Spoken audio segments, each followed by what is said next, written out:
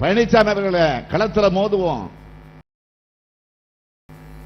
மோடியை பத்தி பாசாங்குக்கு கூட 10 சொற்கள் பேசாத பாதந்தாங்கி பழனிசாமி தான் திமுகவின் சாதனைகளையும் அதிமுகவின் துரோகங்களையும் மக்கள் எடைபோட்டு பார்த்து தேர்தலில் தீர்ப்பு அளிப்பார்கள் என முதலமைச்சர் மு.க.ஸ்டாலின் தெரிவித்துள்ளார். மக்களவை தேர்தல் தேதி அறிவிக்கப்பட்டுள்ள நிலையில் திமுக மற்றும் கூட்டணி கட்சி வேட்பாளர்களை ஆதரித்து முதலமைச்சர் மு.க.ஸ்டாலின் தீவிரமாக வாக்கு சேகரிப்பில் ஈடுபட்டு வருகிறார். அந்த வகையில் தூத்துக்குடி மற்றும் ராமநாதபுரம் மக்களவை தொகுதிகளுக்கான தேர்தல் பரப்புரை கூட்டம் கோவில்பட்டி அருகே நடைபெற்றது.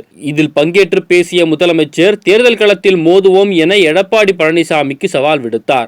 எங்களது சாதனைகளையும் உங்களது துரோகங்களையும் சுயநலத்தின் முழு உருவமாக தமிழ்நாட்டின் உரிமைகளை நீங்கள் அடகு வைத்ததையும் பார்த்து மக்கள் தீர்ப்பளிப்பார்கள் என கூறினார். பிரதமர் மோடியை பற்றி பாசாங்கிற்கு கூட 10 சொற்கள் பேசாத எடப்பாடி பழனிசாமி தமிழ்நாட்டை காக்கப் போகிறாராம் எனவும் முதலமைச்சர் மு.க.ஸ்டாலின் விமர்சனம் செய்தார். பழனிசாமி அவர்களை களத்துல மோதுவோம். எங்க சாதனைகளையும் உங்க துரோகங்களையும் எடைபோட்டு மக்கள் தீர்ப்பளிக்கட்டும். எங்கள் கொள்கை எப்படி உயர்வானது, சுயநலத்தோட முழு உருவமா தமிழ்நாட்டோட உரிமைகளை எப்படியெல்லாம் அடகு வச்சார், நேரத்துக்கு ஏத்த மாதிரி எப்படியெல்லாம் தவழ்ந்து பழனிசாமி போராடுவார்னு மக்கள் எடைபோட்டு தீர்ப்பளிப்பாங்க. எப்படி என்னை பற்றி அவதூறுகளை பரப்பி விமர்சித்து புடம்போட்ட தங்கமாக எஃகு போல நெஞ்சுறுதி கொண்டவனாக மாத்தி இருக்காங்களோ அதே போல இப்போ தம்பி உதயநிதியையும் விமர்சிக்க தொடங்கி இருக்கிறார். இது 2வது மகிழ்ச்சி. பழனிசாமி இப்ப 2வது மகிழ்ச்சி சொன்ன பாருங்க, உதயநிதியை கூட பேச ஆரம்பிச்சிருக்கார். அவர்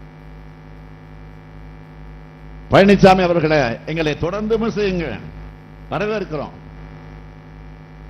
ஆனால் விமர்சனங்கள் ஆக்கபூர்வமானதாக இருந்தா சொல்றது யாருன்னு பார்க்க மாட்டோம், பயனடைகிறது மக்கள். அவர்கள மகிழ்ச்சி அடையக்கூடிய அளவுக்கு நாங்கள் செயலாற்றுவோம். இதுதான் திமுக. மோடியை பத்தி பாசாங்குக்கு கூட 10 சொற்கள் பேசாத பாதந்தாங்கி பழனிசாமி தான் தமிழ்நாட்டை காப்பாற்ற போறாராம், உரிமைகளை மீட்க போறாராம். பழனிசாமி அவர்களை எல்லா உரிமைகளையும் அடகு வச்சது நீங்க தான். தொடர்ந்து பேசிய முதலமைச்சர் திமுகவை பொறுத்தவரை சொல்வதைத்தான் செய்வோம், செய்வதைத்தான் சொல்வோம் எனவும் இந்த வரலாறு தொடர மக்கள் அனைவரும் இந்தியா கூட்டணியை ஆதரிக்க வேண்டும் எனவும் கேட்டுக்கொண்டார்.